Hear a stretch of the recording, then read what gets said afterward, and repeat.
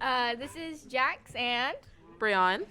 and today we're going to talk to you about borderline personality disorder right here, right now on the DEPRESS Express. So, the one thing about BPD is that it varies within a lot of people, whether they know it or they don't. And there's a lot of symptoms that come with this disorder. And there's 9 symptoms that come with this disorder, and you have to have at least 5 in order to be, actually diagnosed with it. So, you want to read off the first ones? Sure. So the first one is the fear of abandonment. You, it, sure you have some times where you don't want to be alone, but usually when people have BPD, they try as hard as possible to keep like loved ones or friends or even like someone that just comes and hangs around you often, like at work. They try to keep them close as possible. They can often beg, clean, start fights, follow the person, or even block the person from leaving the house or leaving wherever they are at. People often have unstable relationships, may it be with parents, your partner, friends.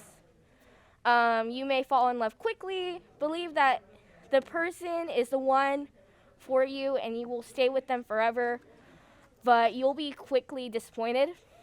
You often can usually have fights with people that you're in relationships with. That kind of goes hand in hand with fear of abandonment.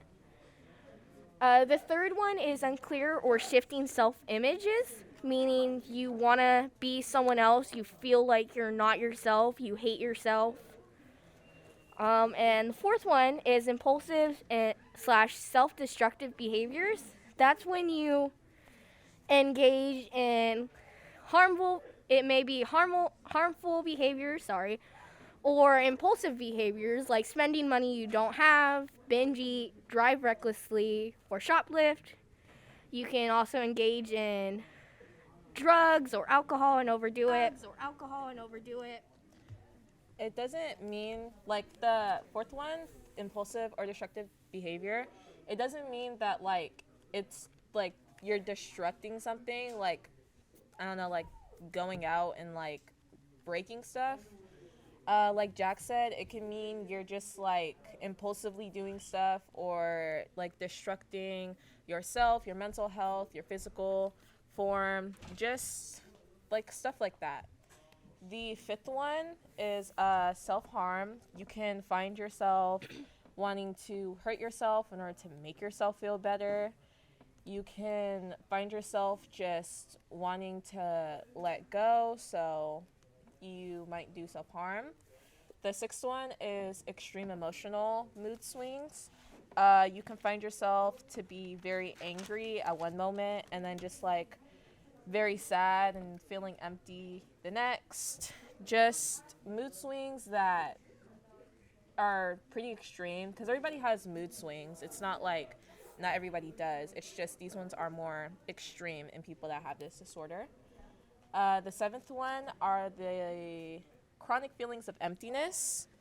You can find yourself wanting to just be alone. So this one kind of dates back to the fear of abandonment because you can find yourself not wanting to be alone all the time and then wanting to be alone all the time. So that's where that one comes from. There's explosive anger, which is the eighth one. You can find yourself blowing up at people you love or just being really angry at people when you don't really mean it, but you have no other way to express it. And then the last one, the ninth one, is feeling suspicious or out of touch with reality.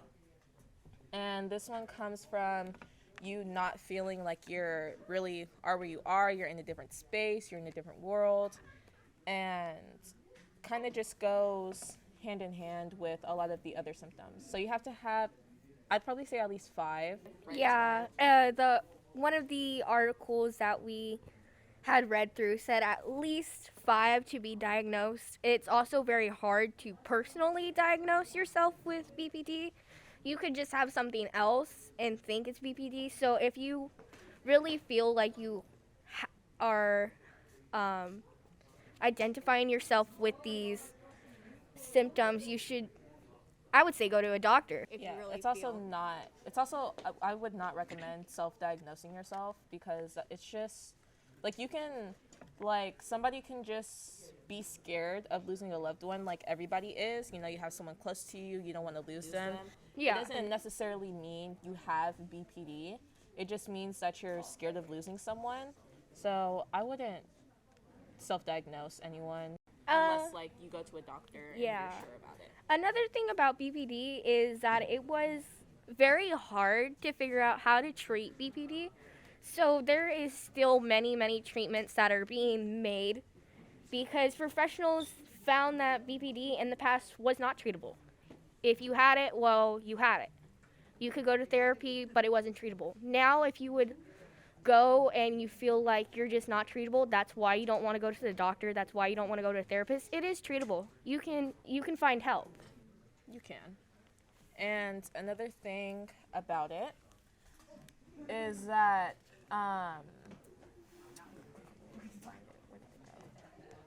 okay, so it mainly impacts like the way you think about yourself. It impacts the way you feel about others. And it can cause a whole lot of problems within like your life and how you feel every day.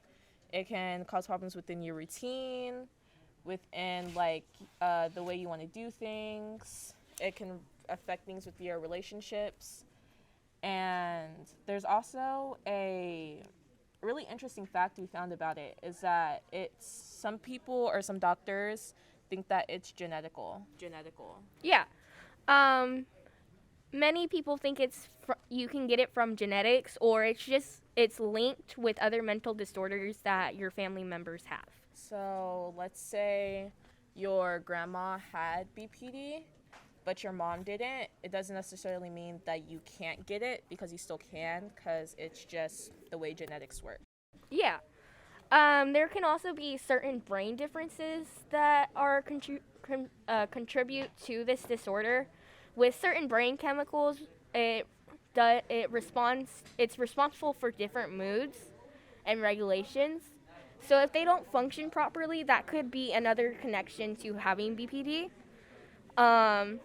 So back to I'd say number 8 on the list of the symptoms, the explosive anger. You can say a lot of hurtful things and act dangerous or inappropriate to the people you love and just people in general. And with a lot of people, sometimes they can regret it, sometimes they won't. And a lot of people with BPD do end up regretting what they say, what they do, and their actions later on. They can feel ashamed of it, and that can lead to some of the other symptoms that we listed on the list.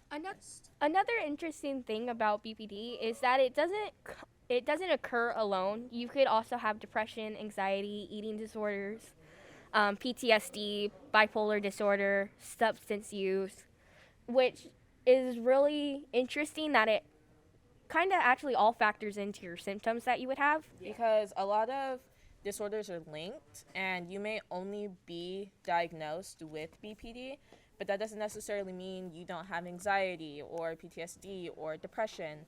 Just because you weren't necessarily diagnosed with it, if you have like one of them, like depression, anxiety, there's still a good chance that you might have another one. You just don't know it yet, or you just haven't gone to go get it checked out yet.